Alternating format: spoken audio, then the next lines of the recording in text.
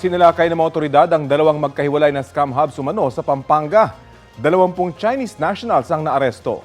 8 Pinay naman ang nasagip. Balitang hatid ni Bam Alegre.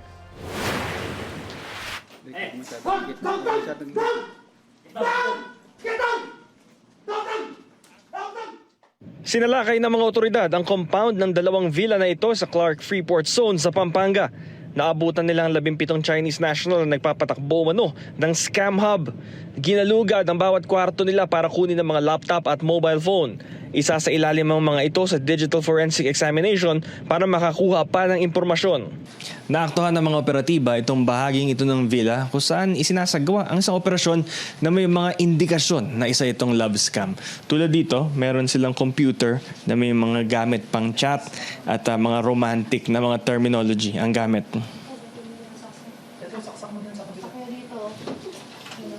Walong Pilipina ang na-rescue sa pinaniniwalaang scam hub.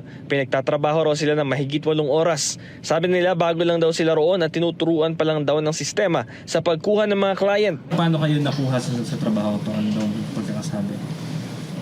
May friend po na nagyayaya lang po. Ano daw kailangan yung gawin daw? Maghahanap po client. Tapos? Yun lang po, inaaral po namin. Kasi 1 week pa lang po kami dito. Bago lang po talaga ako dito. Kakadating lang po namin kahapon. Bali, ano ang utos sa inyo rito? May inaantay pa po kami tao, hindi po namin alam. Basta sabi po magantay lang po kami dito.